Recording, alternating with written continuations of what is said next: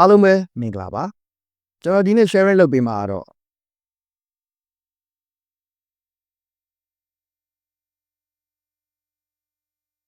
ဒီနေ့ဗီဒီယိုလေးကဖောတောက်ခြင်းနဲ့လေ့ကျင့်ခန်းလုပ်ခြင်းဆိုရဲခေါင်းစဉ်လေးကိုကျွန်တော်ဆွေးနွေးပေးမှာဖြစ်ပါတယ်။ Okay တော့တခြားလောက်ကြည့်လိုက်အောင်တော့ဒီနေ့ကတော့ကျွန်တော်ပေါ့ပပလေးပဲကျွန်တော်ရဲ့အကြောင်းကိုပဲကျွန်တော်ပြပြမှာresearch တွေကျွန်တော်မဖတ်ပြဘူးမကောင်းကြောင်းတွေရောကောင်းကြောင်းတွေရောကျွန်တော်ပြပြမယ်။ Okay အဲ့ကျွန်တော်ဒီ pod ကိုကျွန်တော်စတောက်လာတာပေါ့နော်ကျွန်တော်မှာ device တွေက pod တောက်ဘူးရလို့ဆိုသိပါတယ်ဒီခေါင်းကိုဝယ်ပြီး3လမပြည့်ပါဘူး1လခွဲ2လလောက်တောက်ပြီးရင်ဒီခေါင်းကထပ်မသွင်းတော့ဘူးဒီခေါင်းလိုက်လူကဒီခေါင်းကထပ်မသွင်းတော့တဲ့အခါကျတော့ကျွန်တော်တို့ဘာလို့လဲ device အသစ်တစ်ခုထပ်ဝယ်ရတာပေါ့သွင်းတဲ့ခေါင်းထပ်ဝယ်ရတယ်ဒီဘက်ကဆက်ကလေးကထပ်နောက်တစ်လုံးပို့သွားပြန်တာပေါ့အဲ့လိုနဲ့ပဲကျွန်တော်ဝယ်နေကျွန်တော်မှအလုံး100ကျော်လောက်ရှိတယ်လိမ်ပြောရမဟုတ်ကျွန်တော်လှုပ်ပစ်လိုက်တာအများကြီးပဲအဲ့တော့လက်လှမ်းမြင်အောင်လှမ်းပြလိုက်ချင်သေးတယ်ဒါပေမဲ့ပြန်ထားမှပြင်းလို့ဆိုကြပါစို့ကျွန်တော်ပြီးမှဓာတ်ပုံလေးဒီထဲမှာထည့်ပေးလိုက်မယ်โอเคအဲ့တော့ကျွန်တော်ဒီ pod တွေကိုကျွန်တော်စတောက်လာတာကျွန်တော်အသက်16လောက်20လောက်ကနေကျွန်တော်စတောက်လာတာပေါ့ဘရိုမရွှီနဲ့ pod တွေအဲ့တော့မပေါ်သေးဟုတ်ပါတယ်အဲ့တော့ pod တွေမပေါ်သေးပါဘူးအဲ့တော့ vape ခစ်ပါကျွန်တော်တို့ RDA တို့ RDTA တို့ RB နာမည်တော့ကျွန်တော်မသိတော့ဘူးmod တွေပေါ့နော်ကျွန်တော်တို့ခေါင်းနေနဲ့ပြီးသွားလို့ရှိရင် coin တွေပတ်ပြီးတော့အမျိုးဆုံးလောက်တာတာပေါ့ကျွန်တော်ဆိုဘယ်လောက်ထိတောင်ဆိုးသွမ်းဖြစ်ခဲ့လဲဆိုလို့ရှိရင်မီးပိုတွေကကျွန်တော်တို့ဟိုသိရမလားအရင်ခေတ်ကလျှက်စစ်မီးပိုတွေထဲမှာပါတဲ့ coin ကိုကျွန်တော်ဈေးရနဲ့တော့ပြီးကိုယ့်ဘက်ကကိုဝက်ဦးထဲနဲ့ပြန်ကျစ်ပြီးတော့လောက်တောက်ထဲထိပါကျွန်တော်တောက်ခဲ့ပါသေးတယ်juice တွေအမျိုးဆုံးလည်းတောက်ဖူးတယ် nicotine အမျိုးဆုံးလည်းတောက်ဖူးတယ်ကျွန်တော်တောက်လာတာကျွန်တော်အသက်32ရှိပြီဆိုတော့ maybe မရှိဘူးဆို14နှစ်လောက်ရှိပြီပေါ့14နှစ်လောက်ကိုကျွန်တော်တရက်ကိုအဖွာမဖွာဘူးဆိုရင်100နဲ့200ဝန်းကျင်လောက်ရှိမယ်ထင်တာပဲအဲ့တက်လည်းများလိမ့်မယ်နဲဖို့တော့မရှိဘူးကျွန်တော်ကားမောင်းနေနဲ့လည်းတောက်တယ်အိမ်မှာအခုလိုမျိုး vlogging လုပ်နေနေလည်းidea မရတော့ရင်လည်းတောက်တယ်အိမ်နာတက်ရင်လည်းတောက်တယ်ကျွန်တော်မတောက်တဲ့အချိန်ဆိုရင်ကျွန်တော်အိတ်ခန့်ဒီတစ်ချိန်လောက်ပဲရှိမှထင်ပါတယ်အဲ့တော့ကျွန်တော်ဒီ pod နဲ့ပတ်သက်ပြီးကျွန်တော်မတောက်ဖြစ်တာပေါ့အဲ့တော့ကျွန်တော်က personal trainer ဆိုတော့ကျွန်တော်ဒါကြီးကိုတောက်နေတော့ကျွန်တော်ရဲ့ဒီ health issues ကဘာဖြစ်လာမလဲဆိုတဲ့ဟာလေးကိုကျွန်တော်နည်းနည်းလေးပြပြပေးမယ်ဒီဗီဒီယိုစိတ်ဝင်စားဖို့ကောင်းနေမယ်မတောက်တဲ့လူကတော့ကြော်သွားပါတော့တောက်နေတဲ့လူဆိုရင်လေ့ကျင့်ခန်းလုပ်တာနဲ့ဒါနဲ့ဘယ်လိုမျိုးနီးစပ်မှုရှိလဲဆိုတော့ပြပြပေးမယ်โอเคအဲ့တော့ဟုတ်ပြီကျွန်တော်အတွက်ကကျွန်တော်ဒါကိုဘာလို့တောက်ဖြစ်သွားရလဲဆိုရင်ကျွန်တော်အရင်မတောက်ဘူးဆက်လေလုံးဝမတောက်ဘူးပြီးရင်အရာဆက်လေစားသဖြင့်ပေါ့နော် non alcohol လို့ကျွန်တော်ပြောလို့ရတယ်ပြီးရင်ကျွန်တော်ဘာ drug မှမသုံးဘူးယနေ့တည်းလည်းမသုံးဘူးသုံးလည်းမသုံးခဲ့ဘူးတခါမှလည်းမသုံးဘူး alcohol ဆိုလည်းတစ်စက်မှမတောက်ခဲ့ဘူးအဲ့ကျွန်တော်တို့စိတ်ထွက်ပေါက်ဖြစ်မဲ့အရာလေးကိုကျွန်တော်ဘာလုပ်လဲဆိုလေ့ကျင့်ခန်းလေးလုပ်ရင်နဲ့တငယ်ချင်းတွေကြားထဲမှာလက်ဖေးဆိုင်ထိုင်တဲ့ခါချောကျွန်တော်ကောင်းကောင်းမှီခဲ့တဲ့သူပေါ့လက်ဖေးဆိုင်ထိုင်အားလုံးကဆက်လက်ကိုစီလေးနဲ့ဆက်လက်တွေတောက်ကြတဲ့အချိန်မှာကျွန်တော်တယောက်တည်းအထီးကျန်တဲ့အခါကျတော့ကျွန်တော်တခုကိုတောက်မလို့တွေးတဲ့အချိန်မှာကျွန်တော်ဆက်လက်လည်းမတောက်ချင်အောင်ဆက်လက်ကစိုးကြိုးကိုမိတ်ဆွေတို့လည်းဖတ်ပူးပါလိမ့်မယ်ပဇောင်ကန်ဆာဘာကန်ဆာအဆုတ်ကန်ဆာစသဖြင့်ပေါ့နော်ကျွန်တော်သိရတဲ့အခါကျတော့ကျွန်တော်ဘာလုပ်လဲဆိုတော့ကျွန်တော် pod လေးကိုစပြီးစမ်းကြည့်ကျင်တယ်မိတ်ဆွေတို့ဒီဗီဒီယိုမှာပြောမှာဆက်လက်တက်ပို့ဆိုတဲ့အရာကြီးကိုတောက်ပြီးတော့ဒါတွေပြောနေရလဲပေါ့ okay ဟုတ်ပြီအဲ့တော့ကျွန်တော်ဆက်ပြောမယ်ကျွန်တော်ဒီ pod ကိုတောက်တယ်ကျွန်တော်ဒီနေရာမှာ promote လည်းလုပ်မှာမဟုတ်တလို့မကောင်းကြောင်းကိုလည်းထိုင်ပြီးအားပါပြောနေမှာမဟုတ်ဘူး okay အဲ့တော့စနားထောင်ပေးအဲ့တော့ကျွန်တော်ဒီ pod ကိုတောက်နေနေခြားထဲမှာကျွန်တော်6လလောက်ပြတ်သွားတယ်ကိုဗစ်မှာဝယ်မရတော့လို့6လလောက်ကျွန်တော်ပြတ်သွားတယ်အဲ့တော့ပြန်ရတဲ့အချိန်မှာကျွန်တော်ပြန်ဝယ်တယ်ကျွန်တော်ပြန်တောက်တယ်အဲ့တော့ကိုဗစ်မှာလည်းကျွန်တော်ကိုဗစ်မဖြစ်ခဲ့ဘူးယနေ့ဒီဘာ vaccine မှာကျွန်တော်မထိုးထားဘူး okay အဲ့တော့ဒီလိုနဲ့တောင်းရင်နဲ့ကျွန်တော်အခုအသက်32နှစ်ပဲရောက်လာပြီပေါ့ device တွေလည်းအများကြီးတောက်ခဲ့တဲ့ juice တွေလည်းအများကြီးစကားရှိရပြဖြတ်လိုက်တော့မယ် okay အဲ့တော့ကျွန်တော်လေ့ကျင့်ခန်းလုပ်တဲ့နေရာမှာ performance ကဘာဖြစ်လာလဲဆိုတော့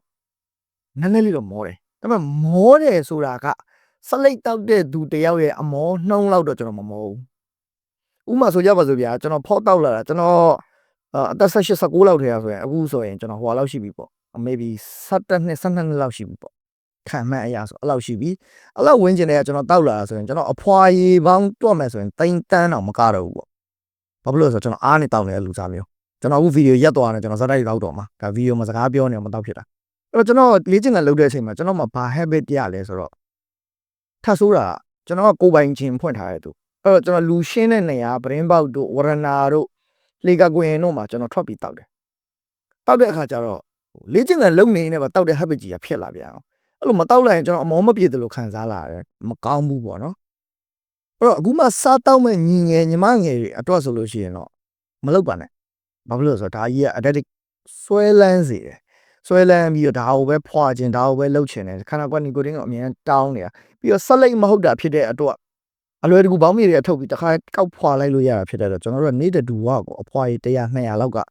အနည်းဆုံးလူတစ်ယောက်မှာ at least အဲ့လောက်ကိုဖွာနေကြတယ်ဟုတ်ပြီကျွန်တော်ဘောလုံးတွေပါသွားကန်တယ်ကျွန်တော်စပိန်နင်းတယ်ကျွန်တော်ဂျင်မှာ workout လုပ်တယ်ရေကူးတယ်စသဖြင့်တော့ကျွန်တော် activity မျိုးစုံနဲ့ကျွန်တော်လုပ်တယ်နောက်ဆုံးလမ်းလျှောက်တယ်ကျွန်တော်အိမ်ပေါ်တက်တယ်ကျွန်တော်အတွက်တော့ကျွန်တော်ရဲ့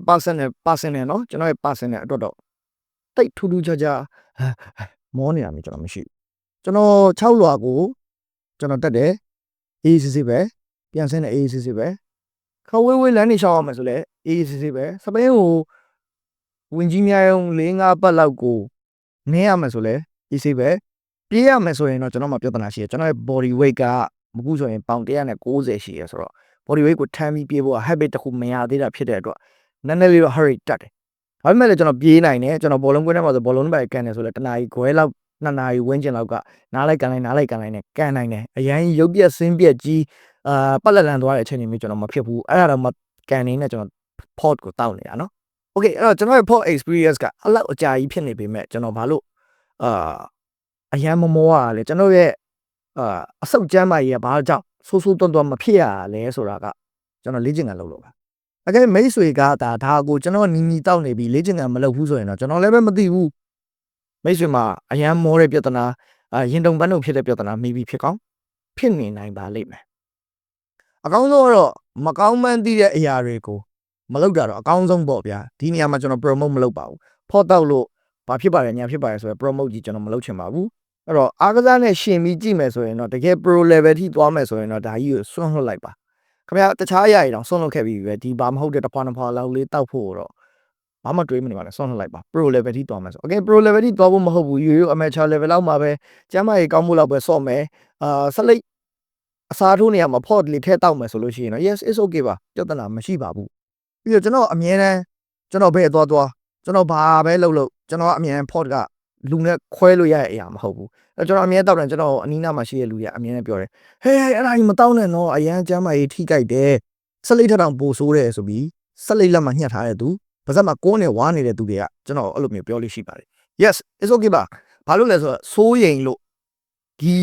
port နဲ့ပတ်သက်ပြီးတော့ဒီဘယ်လိုခေါ်မလဲ vaping တွေနဲ့ပတ်သက်ပြီးတော့ဘာဖြစ်လဲဆိုလို့ရှိရင် social media ပေါ်မှာကောင်းတဲ့နေ့မရှိတဲ့အခါအရင်တော့ဆိုဒီကျွန်တော်တို့mod တွေဆိုလို့ရှိရင်ကျွန်တော်မခေါ်တတ်တော့ဘူးဗျာအချောင်းလေးဗျာကျွန်တော်ကိုယ်တိုင်သုံးခဲ့သေးတယ်အဲ့ဒါဆိုလို့ရှိရင်ထားပေါက်တဲ့ပြဿနာရှိတယ်ဘာလို့လဲဆိုတော့ကျွန်တော် lithium battery ကိုအဖိုးမကိုအောက်ကနေတုတ်ပြီးပေါ်မီးညှိရဲ့အခါကျတော့ battery ပူပြီးထားပေါက်တဲ့ပြဿနာရှိတယ်ကျွန်တော်စီမှာတော့မပေါက်ခဲ့ပေမဲ့မြန်မာနိုင်ငံမှာ3-5ရောက်လောက်ပေါက်ခဲ့တဲ့သူတွေရှိခဲ့တယ် okay အဲ့တော့ဒီဘက်ခင်မှာကျတော့တို့ port လေးတွေကကျတော့ကျွန်တော် lithium battery အထုပ်လေးတွေတိတ်တိတ်လေးတွေဖြစ်သွားပြီအဲ့တော့ပေါက်ခင်လည်းသူ့ရဲ့ပောက်ကွဲဇွမ်းက maybe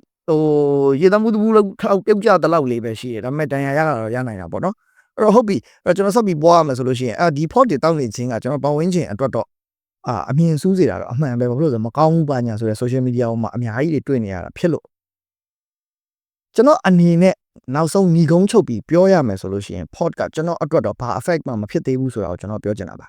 အဲ့တော့သူတို့ဘာမှမဖြစ်သေးဘူးခေငါတော့ပြေးတောက်မယ်ဆိုပြီးအဲ့လိုပြန်လဲမဟုတ်ပြန်ပါဘူးအဲ့တော့ကျွန်တော်မှတော့မဖြစ်တာပါအဲ့တော့မိတ်ဆွေမှတော့ဖြစ်ချင်တယ်ဖြစ်မှာပါအဲ့တော့ကျွန်တော်တော့ကတော့ကျွန်တော်12နှစ်13နှစ်လောက်တောက်နေတဲ့ disposable port တွေ vaping တွေကကျွန်တော်အတွက်တော့ဘာ effect မှလက်ရှိမှာမဖြစ်သေးပါဘူးကျွန်တော် medical check up လုပ်တိုင်းလည်းကျွန်တော်ရဲ့အဆုတ်ကပုံမှန်ကျန်းမာရေးကောင်းတဲ့အနေအထားမှာရှိနေပါသေးတယ်ဒါလေးကိုလာပြီး sharing လုပ်ပေးတာပါဗီဒီယိုနဲ့လည်းအောင် share သွားတယ်9မိနစ်လောက်ဖြစ်သွားတယ်ဒါပေမဲ့ကျွန်တော်12နှစ်13နှစ်လောက်ခဲ့တာကိုကျွန်တော်9မိနစ်နဲ့ချုပ်ပြီးပြောတာမိတ်ဆွေနားထောင်ရတော့နဲအောင်နဲလို့ထင်ပါတယ်ပုံမှန်ဆိုကျွန်တော်ဒီတက်အများကြီး share story တွေကျွန်တော်တို့ပြောလို့ရတယ်အဲ့တော့ vape community မှာကျွန်တော်တော်တော်များများကျင်လည်ခဲ့တယ် vape ဆိုင်တော်တော်များများတွေကျွန်တော်ရောက်ခဲ့တယ်ကျွန်တော်သိရလူတွေ vape နဲ့ပတ်သက်ပြီးသိရလူတွေလည်းသိလိမ့်မယ်ဒါပေမဲ့ကျွန်တော်အခုport လေးပဲပြောင်းတောက်နေရတဲ့ဘဝလေးရောက်လာပြီ vape လည်းပြန်လုပ်ချင်ပါသေးတယ် okay အဲ့တော့ personal trainer တယောက်အနေနဲ့ပြောရမယ်ဆိုလို့ရှိရင်တော့မလုပ်တာတော့ကောင်းပါတယ်ဒါပေမဲ့လုပ်နေရဆိုလို့ရှိရင်တော့ short လုပ်ပါကျွန်တော်တို့တော့လောလောဆယ်ဘာမှမဖြစ်သေးပါဘူးဘယ်နေ့ဖြစ်မလဲတော့မသိဘူး